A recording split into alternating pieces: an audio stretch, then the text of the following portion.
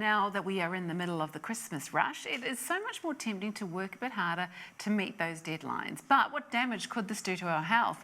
Dr. Frances Pitsillis, our resident health expert, has occupational health training and has the effects on how to help with the problems of overwork. Morning, Frances. Good morning, ladies. I think we're all a little bit guilty of this one, actually. What is overwork? Well, we don't have a good definition, actually, internationally, but in many of the papers that are written about this, they're talking about more than 50 hours a week, more than 11 hours a day, and more than 40 hours a month overtime. Okay, hit us with the consequences. Yes. And why we should worry about overworking. Well, you can actually die from overwork. It increases your risk of heart attack by 50%, and all the chronic diseases can get increased, like suicidal thoughts, depression, anxiety, sleep disturbance, stroke, blood pressure, heart attack, more alcohol and smoking consumption, less time to exercise, sleep, etc. So, and not working as well and not producing as much. Is there a particular kind of worker who is more susceptible to this? You can actually.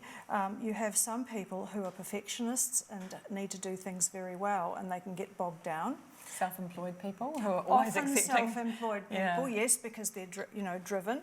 And I think sometimes people can work longer hours but enjoy it and it doesn't bother them. But sometimes they can work longer hours and not enjoy it, and that's when it's less, not good for you. And people who can't say no, there are a lot of people who like to look after other people and they can't say no, they end up overloaded, and the deadly combination is someone who can't say no but still needs to do it very well.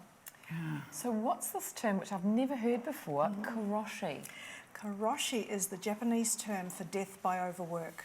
They invented overwork, and that's their term. And in China, they've got another term for death by overwork. So it's come into the vocabulary of Asian countries.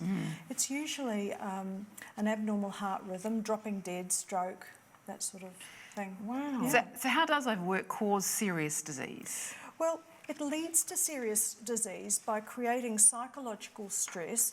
The poor work-life balance means that you have less time to enjoy your life and see your friends and your family and rest and relax and wind down. And this has biological and biochemical effects for you. You're not sleeping as much, so you're not getting that recovery and the antioxidants. And then as a result, you get biochemical and immune disruption and more inflammation and even cancer. I'm just going to go off script here for a little bit. The karoshi thing in Japan and whatever they term it in China, Yes. By naming it and calling it something and it becoming something, have they addressed it? They've gotten better at it. Well, it means that they've identified it, and I do know it's a big problem all over Asia. And what I was able to find showed me that in Korea they're still saying that you shouldn't work more than 58 to 62 hours, but they've actually made a law in Korea. Well, that's still a lot, isn't It's it? still too 60 much, hours a week. Family, that's and they're actually compensating people. If they worked excessively and they died or got sick, if they worked excessively for the previous 3 months, they get compo. Yeah, it's not going to happen if you did, though, is it, for you and your family? So, I mean, shift work, multiple jobs, that's also an issue? Yes, and 67% of Kiwis are shift workers. That makes it all worse because you're jet lagged, you're not sleeping very well. And 10% of people have 2 jobs. Yes, well, hands up. Yeah. So that's And you as well. Yes, All three of us have all got multiple jobs. Yeah. Next year I'm working on working less. I know. It's hard though, isn't it? You have to really figure out what's worth it and what works for your family. So what can be done to help? Is saying no and getting better, because when you do focus... But we need money, though. This is the thing as well. Yes. Yeah. Well, I think the health and safety laws have firmed up now on workers participating. It used to be that employers get into trouble if they cannot manage stress and fatigue at work for their employees. But the workers have got to put their hand up and say, excuse me, this isn't good for me, and they can get into trouble now. So really they all must work together, and if you start from the recruitment process, you really want a round peg and a round hole. You want someone to be the right person for that job who's going to enjoy it. That's the first thing. You need to give them adequate training to do the job. Give them job security if you can.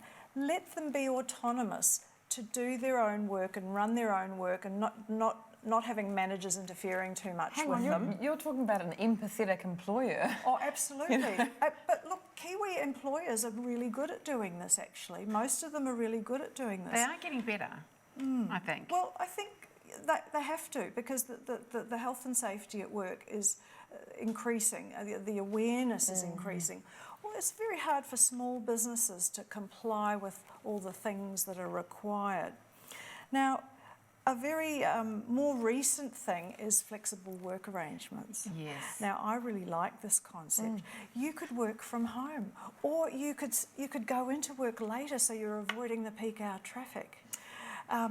Or you could take some time off to go and have dinner with your family and then go back to work or work at home. Yeah. There's also the idea of the 4-day working week as well. A lot of people are doing that, sort of choosing to work 4 10-hour days, maybe That's to get right. their 40 hours in, and Now, taking their Wednesday or their Friday off. Now, that's a slightly different concept. It's not, when we were talking about overwork, but now we're talking about so much flexibility that you get this payback principle. I've forgotten what they call it, but if you are such a good employer You're very that you productive, let them You do are. 4 days instead of 5, the employee is happier, more productive, they've got time to schedule things for themselves, and they pay back the employer. Everybody's a lot happier, there's more productivity. It's win-win all the They way. do, and they've done Love it. studies to prove that just that, haven't Yes, they? yes. Well, thank you so much, Dr. Francis. That was great. Nice Let's to all do see you. the 4-day week would be quite nice, wouldn't it? And to find out more, you can visit Dr. Francis's clinic at skinfresh.co.nz.